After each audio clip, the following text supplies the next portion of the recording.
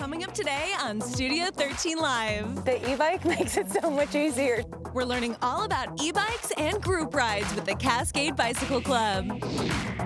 Plus, garlic galore. Locally made Stinky dip is showing us how to elevate those game day platters. Ways to make yours the talk of the party. Then, get ready to rock. The Black and Loud Festival is returning to Seattle on Saturday. What local and international rock bands will be performing this year? And Shooby-Doo Catering is making a 3-tier appetizer tower with us. Studio 13 Live starts right now. I wanna see you smile, take you another mile. Don't gotta wait, don't gotta wait, don't gotta wait today. It's happening all around, like sunshine through the clouds. I'm gonna make your day. Hey there, happy Wednesday already. Can you believe it? This week is flying by. I'm Mireya Garcia. I'm Henderson. I think we should just dive right into our entertainment headlines today.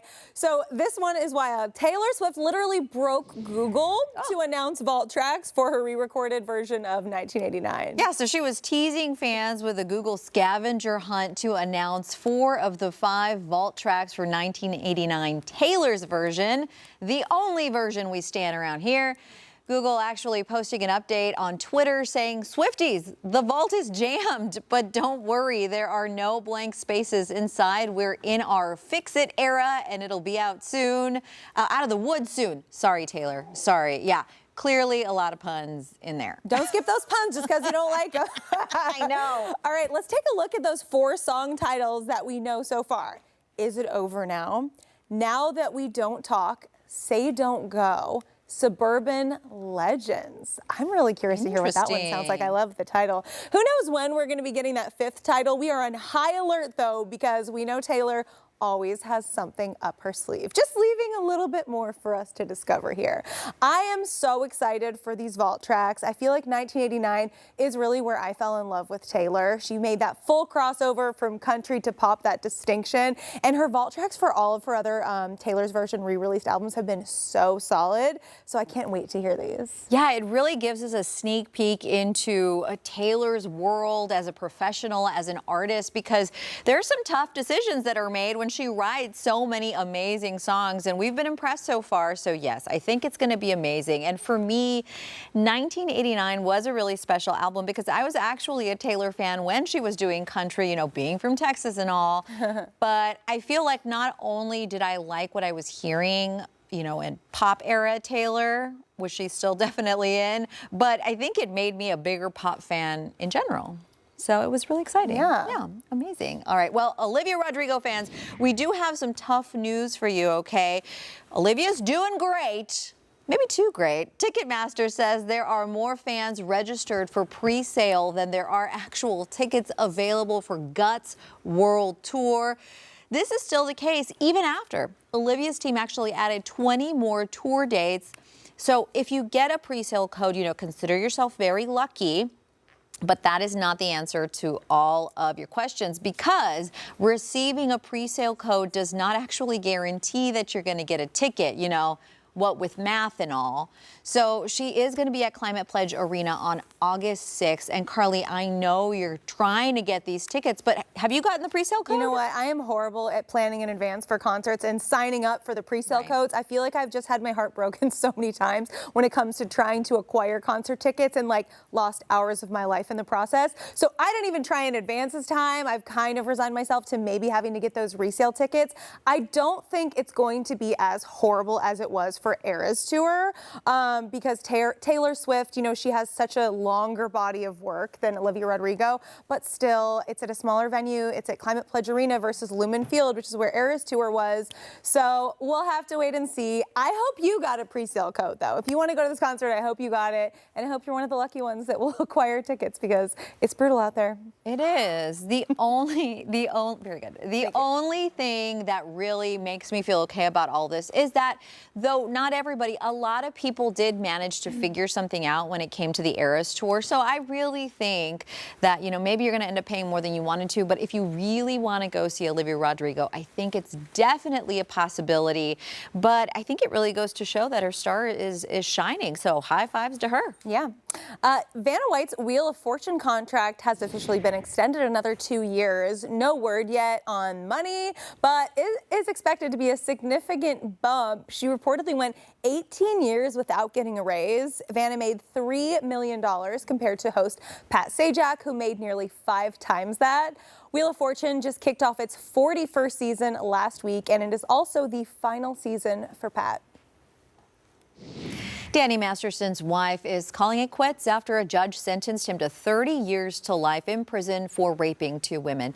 TMZ obtaining court documents showing Bijou Phillips filed for divorce from the That 70s Show star.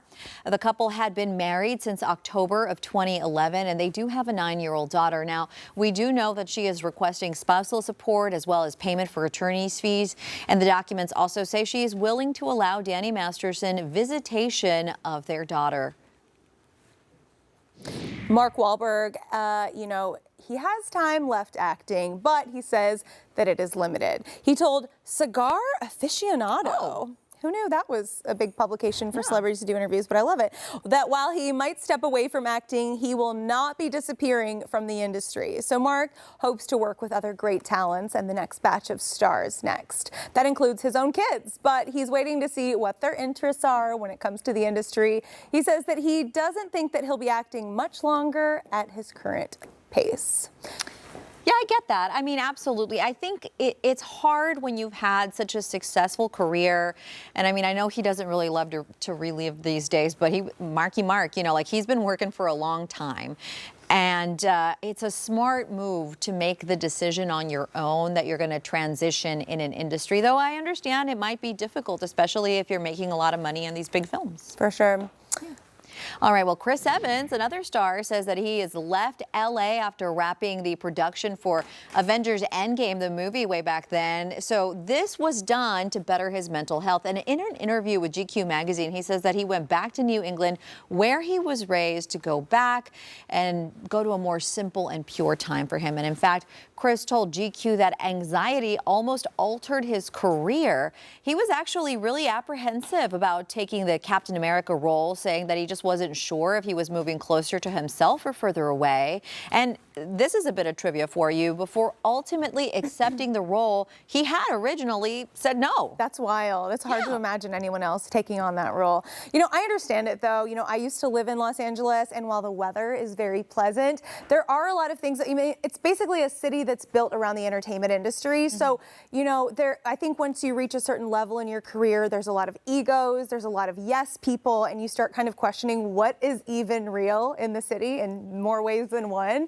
So I understand him wanting to kind of get back to his roots. I think it's good to get out of wherever you are, just to get a little bit of perspective from time to time. Yeah, I can definitely see that. It sounds exhausting, girl. Oof. The driving's exhausting. The whole deal. Oh my goodness. The New York Times released its top 50 restaurants in America for 2023.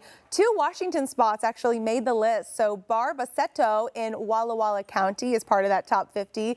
And the same goes for limited edition sushi out of Seattle. Hey, check this out. Limited edition sushi opened in July 2021. It was actually featured right here on Studio 13 Live in February. They came on in, and I just think it's fantastic. One of our guests was featured on this highly prestigious list, like New York Times, hello. We say it all the time, but we really do have the best guests. Here's the thing. I feel a little bit like an influencer. They came to us first, Carly. That's all I'm saying. You saw it on Studio 13 Live. That is so fun to be able to do that. And congratulations to them for making it onto that list. Absolutely. Yeah. Hey, still to come on Studio 13 Live, bring out the garlic. Stinky Dip is giving us a taste of their top sellers and sharing ways to add them to your game day platters. Yum, bring it on. But first, get ready to learn all about e-bikes and how they really help flatten hills. So what the Cascade Bicycle Club has to say about making bike rides more accessible after the break. It's happening all around, like sunshine through the clouds. I'm gonna make your day.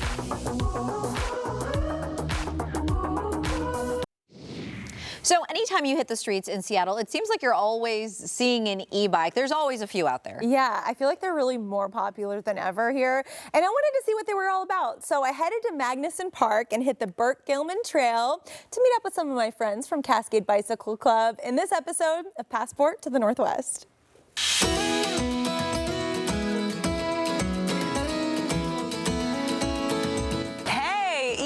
Checking out a new bike trail around the city, and today it is all about e-bikes. We're going to chat with our friends from Cascade Bicycle Club, and you know what, we're rolling up in the Honda Ridgeline. This car is super versatile and spacious, and as you can see, we were able to attach the e-bikes to a rack on the back. We made it. It's a pretty spot to work. Hi guys. Hey Carly, how you doing? Good. Thanks for having me here. I love your view. I love the office. Today's all about e-bikes. Yes, it is. Why do you think e-bikes have just like exploded in popularity? Well, they really lower the barrier for riding, and they flatten out the city, and they make it a little bit smaller. You can get anywhere a little quicker, or go a little farther with a little less effort. That sounds good to me. And Seattle has a lot of hills, so there's some that I've been intimidated by, so I'm excited to take these out for a spin. Where are we going today? We're going to head down to Matthews Beach. It's part of one of our free group rides we have every day of the year. Cool, and we're going on the Burt Gilman Trail. We'll be on the Burt Gilman Trail. There's wonderful things to see on the Burt Gilman Trail, like Gasworks Park. There's breweries, the University of Washington. It's a lovely facility that actually Cascade Bicycle Club helped bring to reality. Oh, that's incredible. David is our group leader today. Tell us what we need to know. So today we're going on a free group ride.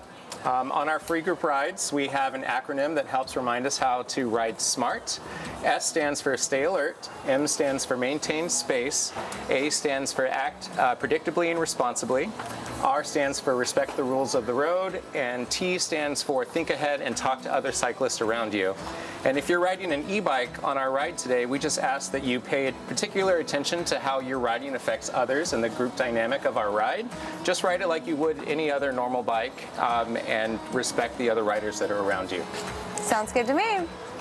Let's go.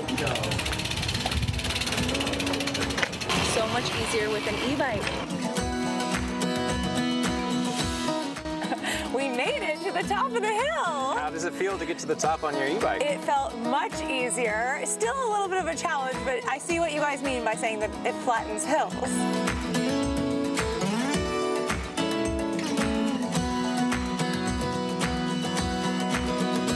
This trail's awesome. Isn't it great? The e-bike makes it so much easier too, going up that hill. I have a toddler, and we're able to take her just like everywhere now on our e-bike. Do people take e-bikes on group rides? They do, yeah. So we welcome e-bikes on any of our free group rides that are 18 miles per hour or less. We have folks that bring their e-bikes on our rides for many, number of reasons, including, recreation, to get out and socialize, to bring their kids and their dogs along. So it's a great tool to get out and exercise for many folks. If I wanted to buy an e-bike, what's kind of the price range of them? Everywhere from about $1,500 to $1,600 for the low end, maybe a little bit less than that, up to $10,000 for a bike that has all the whistles. Yeah. And riders should know that if they don't know how to do maintenance on their e-bike, Cascade does offer maintenance classes for riders. For e-bikes and regular bikes too, right? That's right, yes. That's amazing.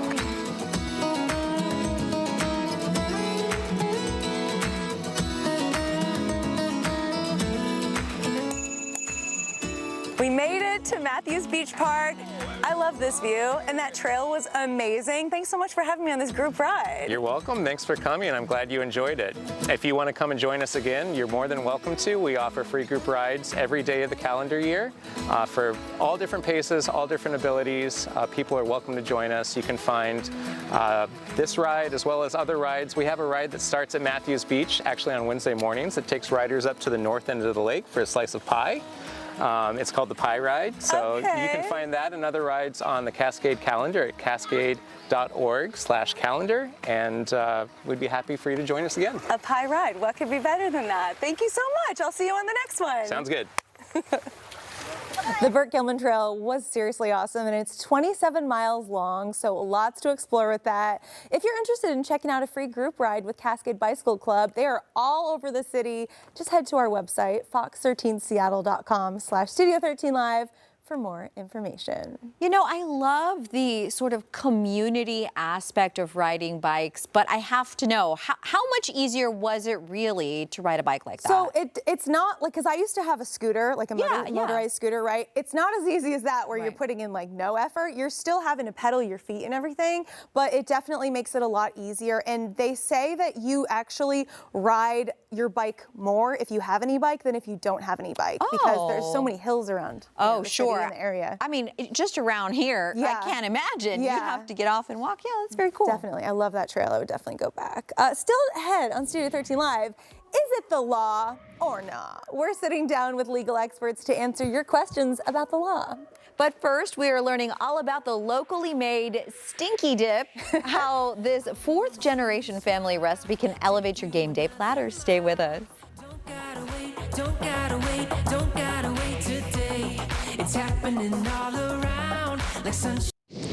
You can never go wrong with a big old game day platter. That is right, my friend. And that is why we are bringing in Tim Larmore. He's the owner of Stinky Dip. I love that name. I know. To teach us how to elevate our platters. Hi. Hello. We're Thank you so for happy having to me. have you here. Yeah, excited to be here. All right, so the name is fabulous. Let's talk a little bit more about Stinky Dip. What is it? Where did the idea come from? Yeah, so Stinky Dip is actually a fourth generation family recipe. It's my great grandma's recipe. My grandma made it growing up.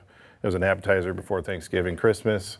I've been making it for probably, well, since I was like 12. So for a long time. But I just started the business here early this year. People have been asking me for a long time, why aren't you selling this? And so I finally listened, and here we are today. So that's a huge compliment. Why aren't you selling this? Right. You know that your guests actually like the stuff that you're making. So let's get into it. What should we try first? yeah, I would recommend getting started with the original. And the original, this is going back to, like I said, how we used to have it as an appetizer, so veggie, but that's the original garlic dip, and that's where everything started right here. Awesome. Is with that one. So Let's see. that one too has the most garlic flavor out of the four. Ooh, okay. Oh, I love this. But I've created the rest using that as the base, and we've got some other variations here to give a shot too, if you'd like. You know, if we go to a party and I'm going to be parking myself right in front of that and just sitting and dipping the whole party. That's kind of what happens. That's a so. danger. It's Yeah. so good. Yeah, so good. Oh my goodness. Okay, so what can people do to make their game day platter special? Because look, football is great and all, but the snacks. The snacks are where That's it's what at. does it. The snacks is what does it. So,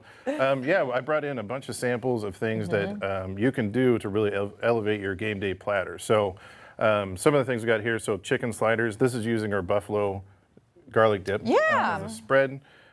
These are crostinis with our dill with a piece of smoked salmon on the top. Yum. So phenomenal. You can make excellent jalapeno poppers. Deviled eggs, a little dollop of the dill on the top, Oh, some extra yum. dill, Yeah, yeah. so you get a little creative that way. And then we have some pizza options. Pizza in my mind is a pizza truck that's using that as their Pizza of the Month next month. And then Main Street Bistro in Buckley actually now has my dip on their new cheese breads that you can go in, have a glass of wine or a cheese bread. But I brought that here to sample out as You well. are winning, my trying friend. that. You are winning. That Getting is there. amazing. And is this a sausage? Is it what is here? Yeah, and that's I like to call that one a brat boat. So good. A Brat boat bite. So, so I've got that in here as well. And the last thing is the stuffed. You know, that's going to elevate it up another notch or two. We love a little variety pack here. Right. Where can people find Stinky Dip and what's next for the brand? Yeah, so right now we're finishing up farmers markets in Puyallup and Maple Valley, but we also have it in some retail locations. So Johnson's in Maple Valley, Rainier Fresh in Buckley, Rockridge Country Market, both Tacoma Boys locations carry it now, and then here in the next week, Harbor Greens in University Place will be carrying it too. We really were just like, keep talking. We're busy. I just tried this dill pickle one. Wow. So good. So good. So I got to give a shout out to my wife. That is her idea for coming up with that Thanks, one. So wifey. yes, so that's all her idea. I just put it together. So Beautiful. Well, you've been doing excellent work. Thank you so much for sharing these ideas with us. And we've actually posted more information on Stinky Dip on fox13seattle.com/studio13live. This was great. thank you so much. I Yeah. really appreciate it. And coming up, we're getting a special performance from Black and Loud Festival, what rock bands you can catch at the Crocodile on Saturday. And next, we're actually chatting with legal experts to answer your questions about the law, including who takes responsibility after a work injury. We'll be right back. Don't gotta wait, don't It is time for Law or Nah, where we have local legal experts help answer your questions about the law. And we have just the friends to help us do that. We have Donnie and Ken from the Advocates, a law firm. Hello, thanks for joining us. Hello, good to be here. Okay, so we have some pretty good questions for y'all today. You ready? So ready. Let's start with the first one. It says, my company makes me ride as a third person in a work box truck with only 2 seats. I sit in the back in an office chair, not secured, and no seat belt. Now, if I got hurt here, would my company be liable for my injuries? So this is an interesting one, and I think the answer is only to the extent that workers' compensation covers it. So workers' compensation is designed whether your employer's at fault or whether you're at fault or somebody else is. But in this case, I think it's you that's at fault. You know that you're going to get hurt. You're going to break the law and ride not in a seat belt in the back of a truck, in an office chair. I know, I'm imagining this chair. When I think of an office chair, I'm like, okay, this is on wheels. Right. This swivels. This goes up and down. In the back of a box truck, this is just ping-ponging around. Yeah. Like, just so unsafe, so scary. So Not fun. you just have to protect yourself. So what do we do in this situation to make sure that the company would take responsibility if anything did happen? So arguably you could, OSHA might apply if you really wanted to get legal about the whole thing and go talk to an employment lawyer, but I might go talk to your boss. Or HR. I think I would start with HR and make it very known that you don't feel safe doing this. You want to keep the job, but you know, you might have to choose. Trade off your health, your physical health, or your job. And that is a tough, tough situation because where I was coming at it from, you know, was this person might be afraid to lose their job, so they're agreeing to things that maybe they know, it seems, they should not agree to. But at the end of the day, you are tasked with protecting yourself, right? Right. Yeah, and if your employer says, well, steal some stuff, you don't go do that. Okay. I mean, and so the employer's telling you to do something that's illegal and dangerous, don't do it. Yeah. All right, let's get into the next question. So a nearby urgent care facility keeps incorrectly billing this person for somebody who has a similar name but isn't related to them. So they said it takes about an hour to talk to their billing team and resolve it every single time. They won't do it through email or paper documentation. They say, what can I do to avoid wasting an hour of my time on a bi-monthly basis? What a mess. Oh, what a mess. I feel so bad for this person because this happens to our clients all the time. Really? With medical billing. Yeah, it's not usually that they get the person wrong, but they're mischarging, they're not billing the correct insurance, and it's just so hard to sort through it. It's so convoluted. So one, I feel for this person. If it's me, the next time they call, I'm asking to talk to a supervisor immediately. I'm writing down the first name, the last name of that person. I'm writing down the time that they called. I'm at least documenting on my end if they're not going to give me written documentation. And then the next question I would probably ask is, how close is this facility? Because you might actually waste less time long term just going in, being face to face. I think they're more likely to give you documentation and actually fix the problem if you're standing right there in front of them. Good idea. Yeah. On the legal side, what you could do is if it's the facility calling, that really limits it to maybe some of the things that Donnie was talking about. But if they've got an independent group that's in between the urgent care and it's just collecting, then you'd be hitting against something called the Fair Debt Collection Practice Act. Right. Where if you tell somebody to stop calling you and they continue to call you, then maybe you actually can bill for your time and your actual damages when they keep calling. You get $1,000 and then the lawyer that you hire gets their fees paid.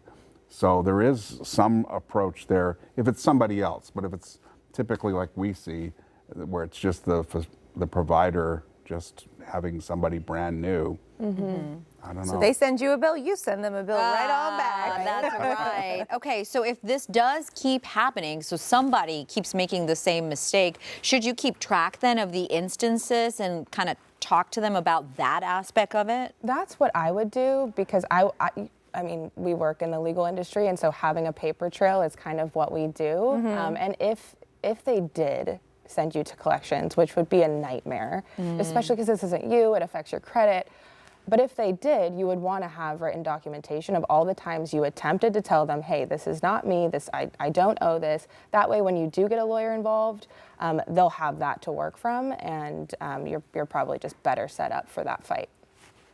All right. We have one more question for you, all right? So it says, one sunny afternoon, I noticed a passerby helping themselves to my apples. I was upset. I approached them, asking if it's legal for them to just pick apples from my tree.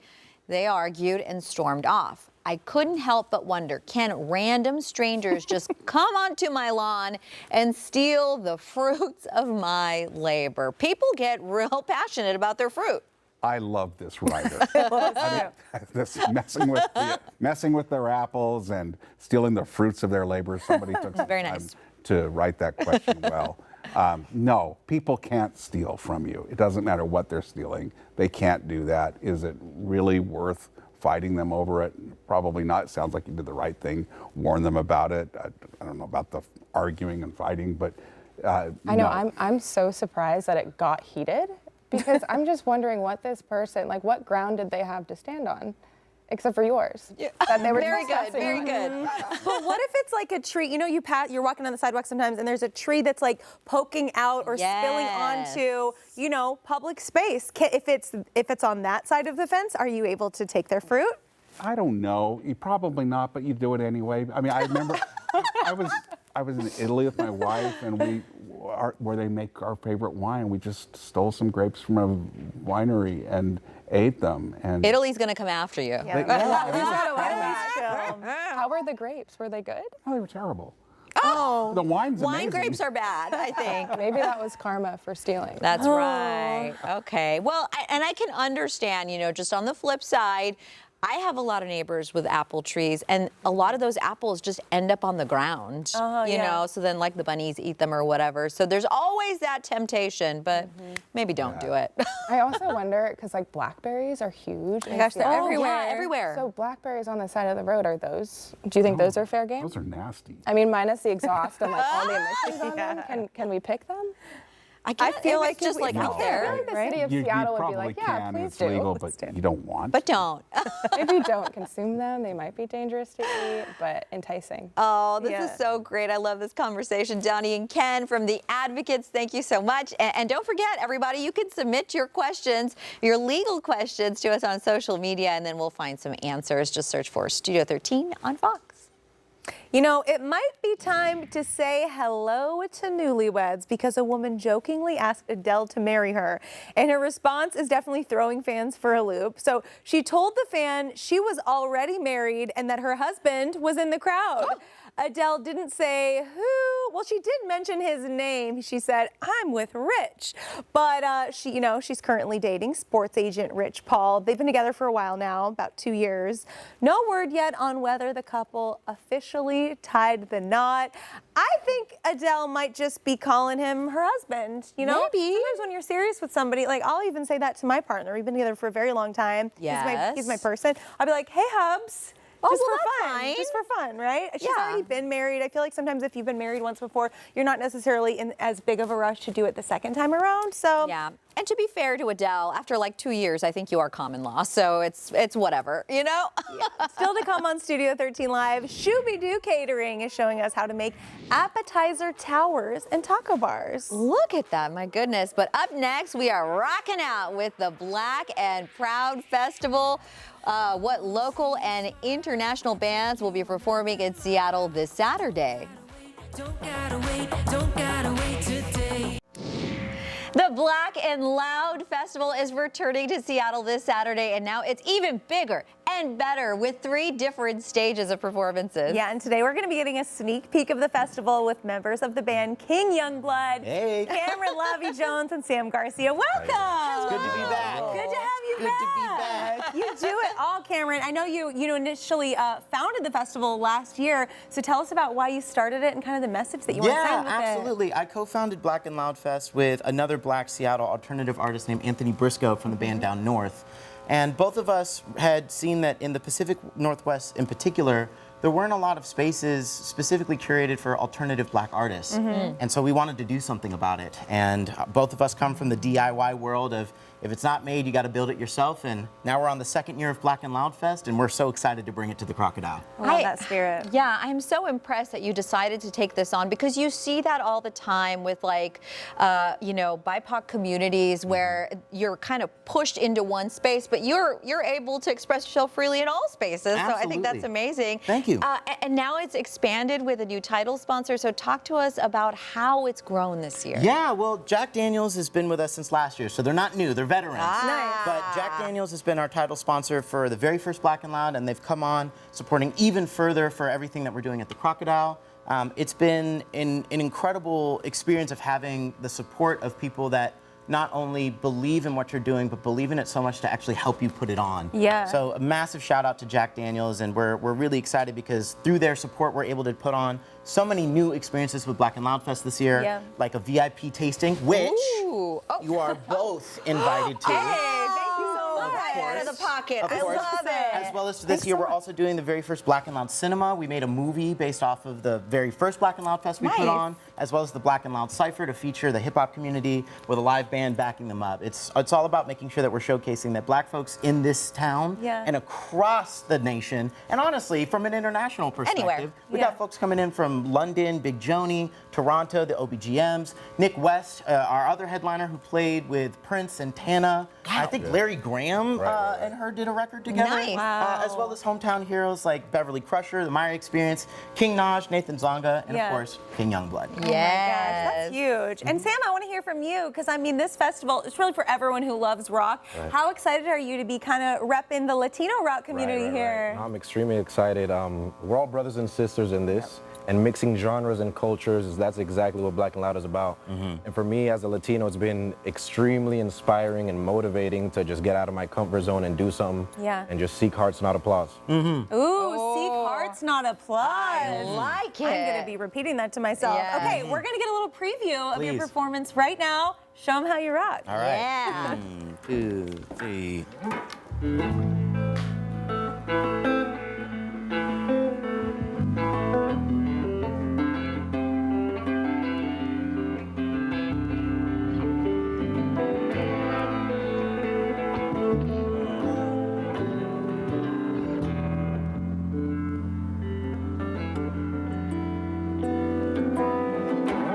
Breathe. It's the only little something you can do. Believe. Tell your eyes to only ever see the truth. Believe. Although these things will change, it won't be something new. To breathe. We'll be left behind the things that you brought through. Because I'm King Youngblood. I'm King.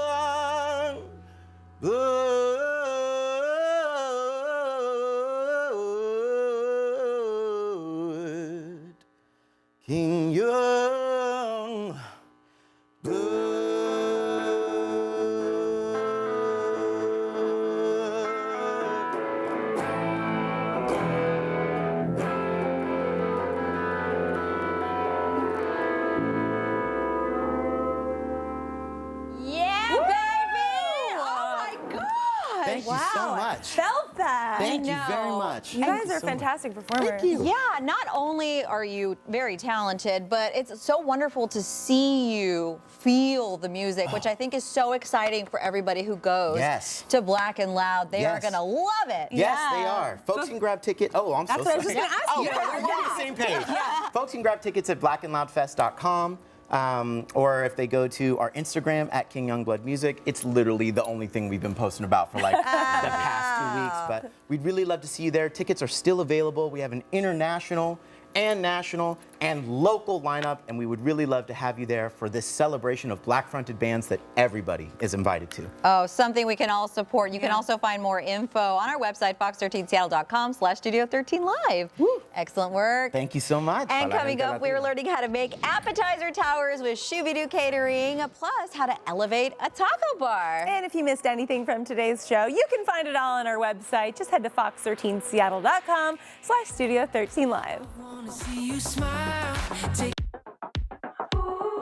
Hey, it's time for Emerald Eats, where we get to highlight amazing food in our area. And today, we're going to be learning how to make appetizer towers to impress guests at your next party. Look at how impressive it is already. Yeah. Oh my goodness. Yeah, we are joined by Schubert Ho, the CEO of Feed Me Hospitality Group's Shoo-Be-Doo Catering. What a great name. Welcome. Thank you. Thanks for having me. Shoo-Be-Doo is a nickname. That's why it's Shoo-Be-Doo. Oh, okay. Well, that's cool too. All right. So obviously, so amazing, and you're actually a part of so many amazing culinary ventures. So tell us a little bit about the different restaurants you're involved with, and then the different kinds of food that you offer with Shoo-Be-Doo Catering. Yeah, so it all started with Shoo-Be-Doo Catering 16 years ago, and from then on, about 4 or 5 years after, we opened our first restaurant, Bar Dojo in Edmonds, and every 2 years after that, we have Salt and Iron now, Sankai Sushi, the Market Fishmonger in Seattle and Edmonds, Fire and the Feast, a coffee shop named Shorepine Coffee and Gelato. Nice.